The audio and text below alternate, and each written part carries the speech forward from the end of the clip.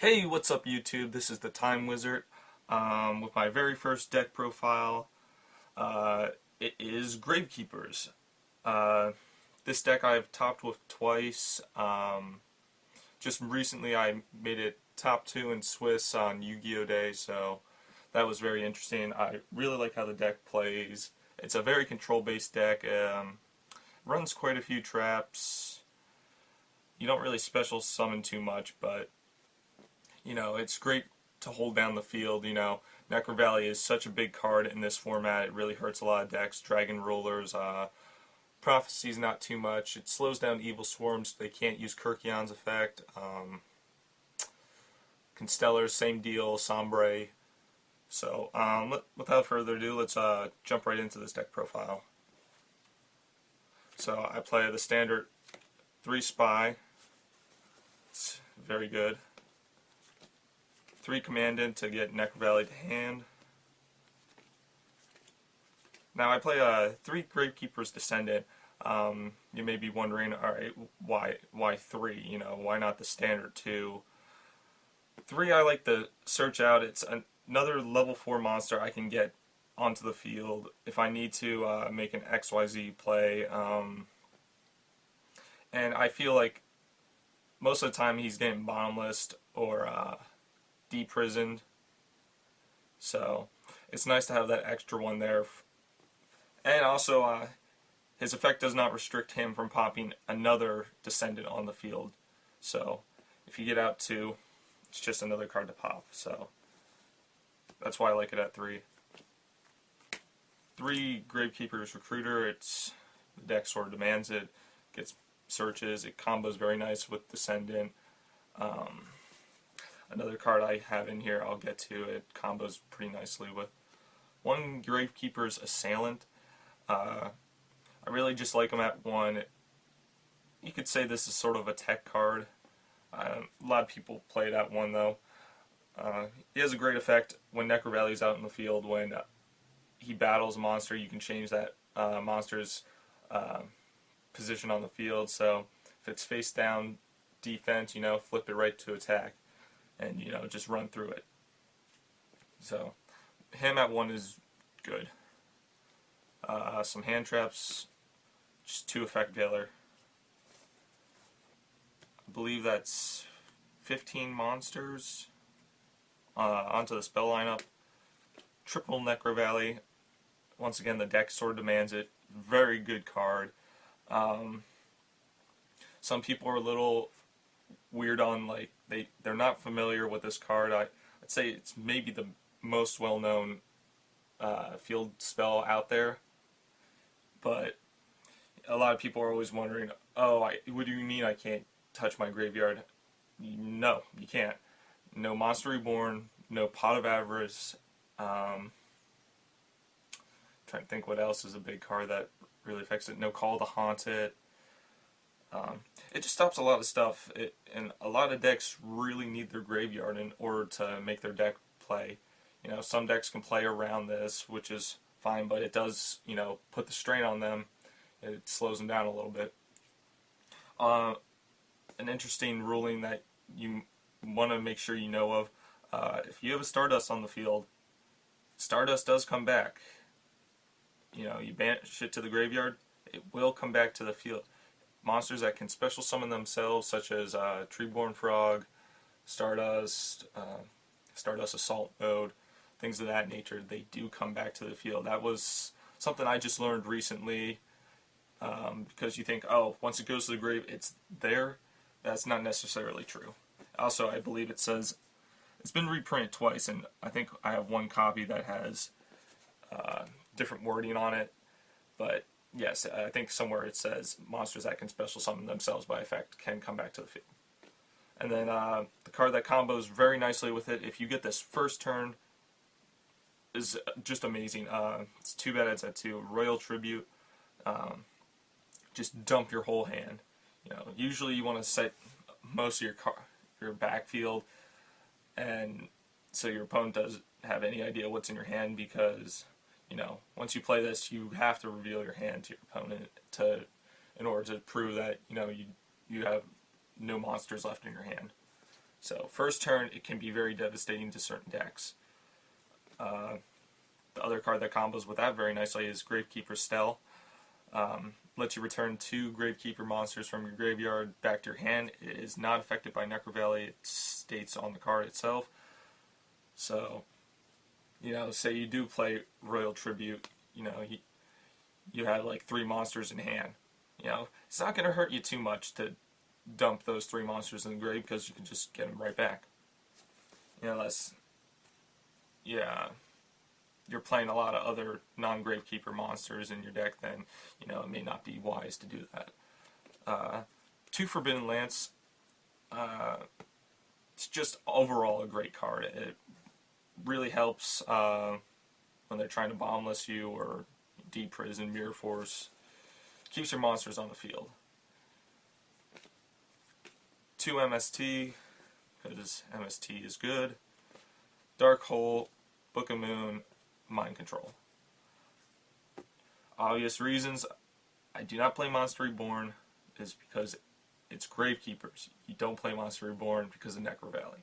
Heavy Storm, because I have a heavy trap lineup and NecroValley's on the field. I've seen people play Heavy Storm and it just makes me wonder why. It makes no sense to me.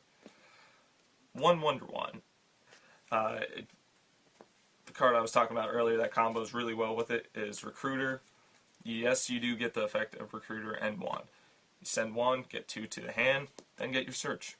It's very simple. It's very good. The deck doesn't really have too much draw power. I probably could play dualities in here to make the deck a little more consistent, but as of right now I really don't have the room.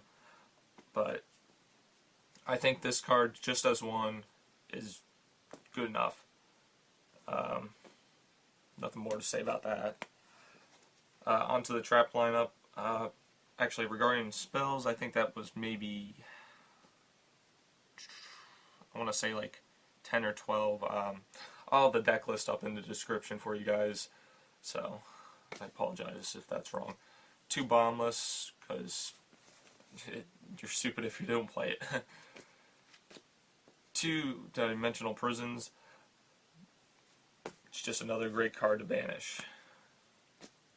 2 Fiendish Chain, just adds more control to the deck. 2 Compulse. Absolutely, hands down, the best trap of the format. Just ever since XYZs have really come out, it's just so good. Honestly, playing it at 3, I probably could do that, but I feel 2 is just good enough. 3 made clog, but some cards, you know, just they can't deal with it. You know, Compulse is just so good. 1 Mirror Force. I was playing 2, but I was getting Starlight Road it, and I got the Deep Prisons. I got like, the Fiendish Chains, the Book of Moon. I got plenty of other stuff to help stop my opponent from attacking. So 1 is good enough for me. Starlight Road, so I don't get heavied. I'm not too worried about getting Dark Hold because usually I only keep 1 monster on board. And usually it's a Descendant, and I'm always normal summoning something that turn just to pop it on the field, get that free pop. So I think it's good at 1. And then the Solemn Duo. Still can't figure out why that's at 1, but whatever. Traps, I want to say that's somewhere around 12 or something like that. Like I said, it's in the description then for you. Onto the extra deck. 1 Wind-up Zenmaines. I only play with 1 rank 3 just for the recruiters because it will happen at some point, and you don't want to. It actually, this won me a game. I was playing Mermails, and I had 2 recruiters out, and if I would have just left them out in the field, I'm like, you know what, I'll just leave them out in the field. I'll get pluses off them when they go to the grave, because he's most likely has a Dark Hole in hand, which he did. So, you know, I thought, you know what, this is probably the better play. I just overlaid him and went into this. And he actually would have won the game because we went into 5 turns after that because it was a stalemate up to that point. But I would just say 1 rank 3 in this deck, you know. 1 Evilswarm Nightmare, sort of unknown card. When your opponent special summons a monster, you can detach and flip that monster and face down defense. So, and you can use this effect more than once per turn. So, and he requires 2 level 4 darks. So, I really like him. He's a very defensive play. 1 Abyss Dweller because you want to stop graveyard effects, stuff ditching like mermails. 1 Lavalval Chain. This helps with consistency to the deck. 1 Steelswarm Roach. This is more or less just a placeholder right now for when the new number 66 Key Beetle, I think it may be called. I may be wrong with that. He's just in there for place until I can get that card. But because synchros aren't really too much of a thing anymore, but he does an alright job if I need him. He's too low of attack in my opinion. He can just easily get run over, and he's got 0 defense. You know, this card was good back in the day, but in this new format, I know they're talking about new synchros coming out. Maybe he might get more play then. You know, maybe I might actually keep him in the extra deck. But as of right now, he's not really doing too much. So, you know, he could be taken out for something. 1 Maestroke. Cowboy for the burn damage and to get over stuff, crash into BLS. 1 Pappy. I really wish this was ultimate. New edition, number 85 Crazy Box. You may not know what this card does. More or less, it's an Eradicator target. Requires 2 level 4 monsters, very generic, and it's got 3,000 attack. Although it cannot attack. But once per turn you can detach from it, and forgive me, I have to read it. You roll a dice. If you roll a 1, you have your life points. If you roll a 2, you draw the card. If you roll a 3, your opponent discards 1 card. You roll a 4, negate the effect of 1 face-up card on the field until the end phase. So you can target himself and then allow him to attack. You know, that's actually pretty good. You roll a 5, destroy 1 card on the field, and roll 6, you destroy him. So, more or less, like I said, he's just an Eradicator target. But he could also probably be taken out, but since prophecies are a thing, I sort of like him there. 1 Utopia, 1 Gem-Knight Peral, 1 Blackship of Corn, 1 Shockmaster, such a great card if I can get it out. In my opinion, it's just the best generic 3 level 4 monsters. Yeah, I don't think anything will ever come close to just being able to detach and just call 1 of 3 types of cards played in the deck and just say, alright, you can't use monsters effect next turn. Well, they're screwed, you know, depending on what deck they're playing. 1 Catastor for the Veilers, if I'm in a pinch, he's there. And then 1 Stardust for the Starlight Road. Yeah, that's pretty much the deck profile. Let me know what you guys think in the comments below. Please rate, comment, and subscribe. Let me know what you think I should be playing in this instead of, you know, 3 Descendants. You know, what should I take out? Any opinions, I would greatly appreciate it. I do try and comment on everything. So, oh, real quick, I'm going to probably get this a lot. Why am I not playing Gravekeeper's Visionary?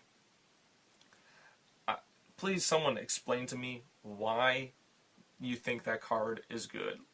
Like, it's not too bad, but it's too slow. I don't understand why people are saying, oh, this Gravekeeper's deck profile is so bad, they're not playing Visionary, or it doesn't make sense to me. Like, I don't understand. Please, unless there's some real weird combo that I don't know about, you know, someone please explain to me why you think it's so good. Like, I just don't get it. But anyway, like I said, please rate, comment, and subscribe, and, you know, Gravekeepers.